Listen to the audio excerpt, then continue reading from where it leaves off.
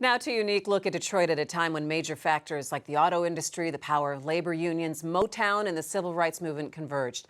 I sat down with Washington Post editor and writer David Maraniss to talk about his book called Once in a Great City, A Detroit Story, and how one year in 1963 may have given us clues to Detroit's future. David, I love the story that you were inspired to write a book about Detroit after watching that M&M Super Bowl ad back in 2011. But how did you get from an M&M Super Bowl ad talking about Detroit to this era in the 60s that you concentrate on in the book? Well, my first thought was, I'm not a financial writer. I wanted to write about a narrative history, and I wanted to capture what Detroit gave America. And so I also have this metaphor of setting my oil rig somewhere and drilling as deeply as I can. So I thought I could tell the story through a specific period. And it so happened that these 18 months in the early 1960s captured the four threads that I wanted to talk about: cars, music, labor, and civil rights. They were selling more cars than ever before.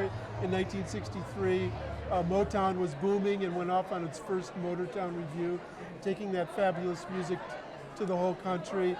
The UAW was at its peak under Walter Reuther, and Detroit was a very central part of the civil rights movement, with Martin Luther King coming to Detroit in 1963 to deliver his I Have a Dream speech. So that's how I settled on that period. And you were born in Detroit, though, so you're from Detroit. Well, I was born here. I lived here for the first 7 years. My earliest, strongest memories are of Detroit, of Verner's Ginger Ale and the Bob Lowe Boat and Hudson's Department Store. So in that sense, it's deeply rooted in me, yes. Would you say, how would you characterize this book compared to the many other books that you've written in terms of research, time that it took you, and I guess that little personal connection that you have? It definitely had more of a personal connection than most of my books. It took 3.5 years, which is about my rhythm for some reason. This book interconnected, it sort of had to weave together disparate elements.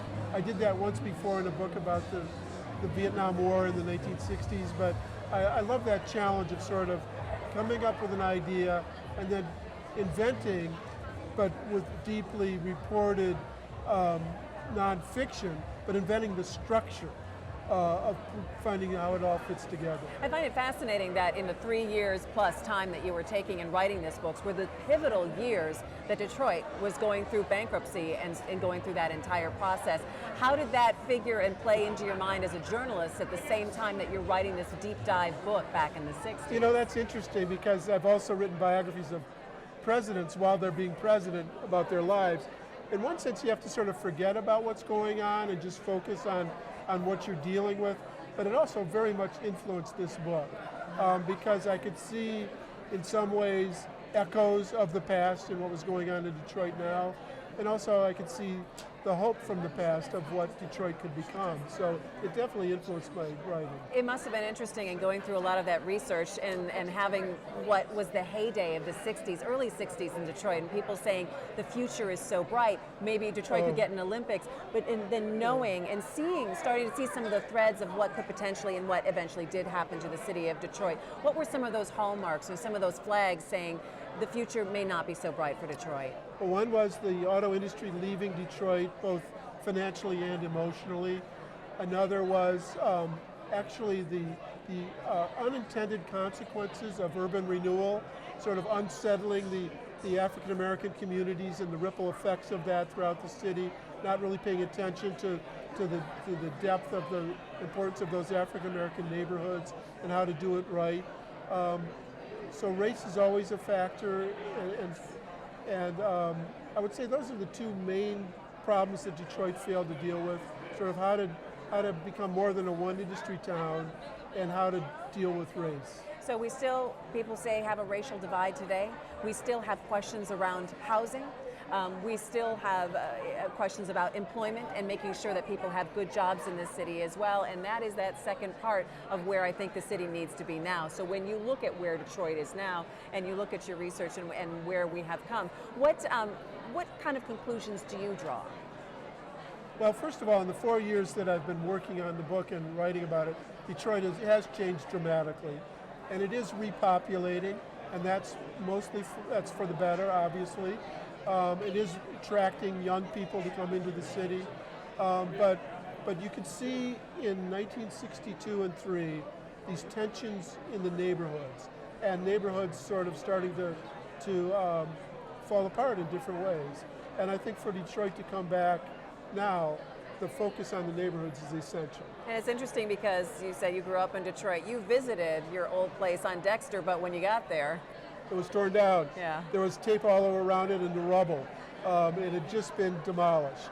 And probably 4 out of the 10 houses on that one block on Dexter had been torn down in the last year or so.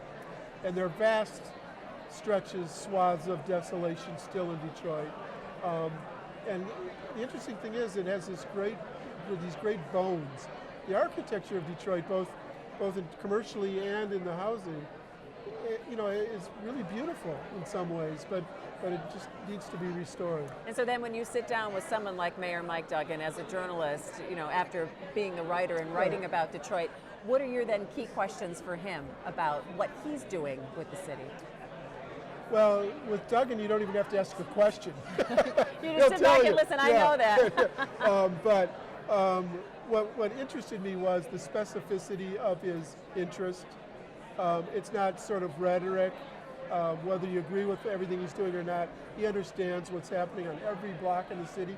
He actually knew the house that had been torn down where I had lived when I was 6 years old, and he understood why that block was changing and what he was trying to do about it. So, I think that he is, in that sense, a very committed mayor to figuring out every neighborhood.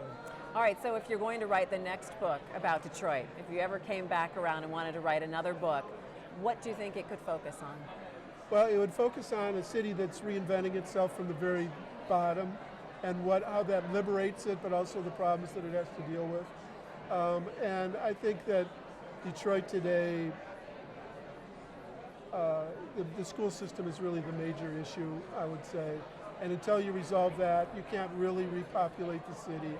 You can't have it grow in its neighborhoods the way you want it to. All right, David Maraniss, thanks so much for joining me. I appreciate it. Thank you, Christy.